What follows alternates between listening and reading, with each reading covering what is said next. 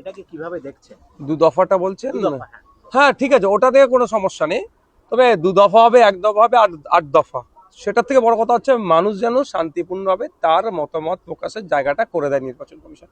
Web casting হবে বলেছে, বাইর থাকবে, পোলিং স্টেশনের মধ্যে থাকবে, অনেক গল্প হচ্ছে। কিন্তু ভোটের দিনে তো সিআইএসএ বলুন, সেন্ট্রাল ফোর্স বলুন, বা এই সিস্টেমগুলো আর খুঁজে পাওয়া যায় না। তখন স্বাভাবিকভাবে যারা শাসকে থাকে তারা একচ্ছত্র তাদের ক্ষমতা প্রয়োগ করে গুন্ডা মস্তান মশাল পাওয়ারকে দিয়ে বোমগুলি পিস্তলের আওয়াজ দেখিয়ে এই মানুষের মতামতকে তারা আটকে দেওয়ার চেষ্টা করে। এখন দেখার বিষয় হচ্ছে কতটা শান্তিপূর্ণভাবে ভোট হবে।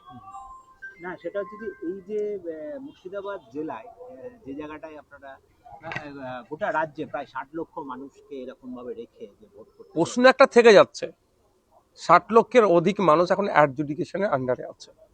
এত সংখ্যার মানুষকে গণতন্ত্রের উৎসবের থেকে বাইরে রেখে কিভাবে গণতন্ত্রের উৎসব যুক্তিযুক্ত হয়ে উঠছে, বা এই ডেট ঘোষণা করে দেয়, নোটিফিকেশনটা কতটা যুক্তিযুক্ত, এটা প্রশ্ন থেকে যাচ্ছে। আমি আমাদের পার্টি এবং আইনজীবীদের সাথে আমরা কথা বলছি, এটাকে যদি চ্যালেঞ্জের কোন কোন জায়গা আছে দেখছি, প্রয়োজন আমরা চ্যালেঞ্জে যাব। আর একটা কথা আমি বলছি অন ক্যামেরা, যে এটা বাংলার মানুষের সাথে প্রহসন হচ্ছে, বাংলা যারা ভোটার তাদের সাথে অন্যায় হচ্ছে, ইনজাস্টিস হচ্ছে। প্রথম কথা হচ্ছে, যদি এই অ্যাডজুডিকেশনে যারা আছে তারা যদি ক্যান্ডিডেট হতে চায় তাহলে কি করবে? নির্বাচন কমিশনে আমার মনে হয় এই ধরনের কোনো গাইডলাইন নেই, এক নম্বর।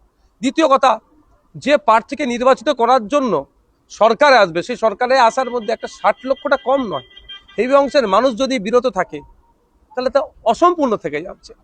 তৃতীয়ত হচ্ছে, কেন আমরা এই 60 লক্ষ নিষ্পত্তি করতে পারলাম না, এখানে কি রহস্য আছে? তো এই যখন বিষয়গুলো আসছে, আমি মমতা ব্যানার্জি আমাদের রাজ্যের বর্তমান তৃণমূল কংগ্রেসের, তিনি সর্বভারতীয় নেতৃত্ব। আর পশ্চিমবাংলা এই মুহূর্তে সব থেকে বড় রাজনৈতিক দলের নাম হচ্ছে, সিটের সংখ্যা হচ্ছে তৃণমূল কংগ্রেস। তারা এই বিষয়টা নিয়ে সোচ্চার হোক, প্রয়োজনে ভোট বয়কট করুক।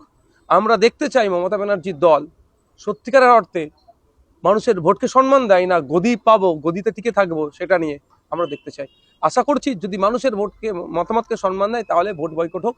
যতক্ষণ না পর্যন্ত এই সমস্যাগুলো নিষ্পত্তি হচ্ছে ততক্ষণ ভোটে অংশগ্রহণ করব না। নির্বাচন কমিশন তখনই বেগে বসবে যদি তৃণমূল, তখন ভাবতে শুরু করবে যখনই তৃণমূল কংগ্রেস এটা আওয়াজ তোলে। আর তৃণমূল কংগ্রেস এই আওয়াজটা যদি তোলে, তৃণমূল কংগ্রেসের সাথে কেউ থাকুক আর নাই থাকুক, এই 60 লক্ষ মানুষের স্বার্থে আমরা মমতা ব্যানার্জির ডাকে সাড়া দেবো, আমরা বয়কট করবো। এই যে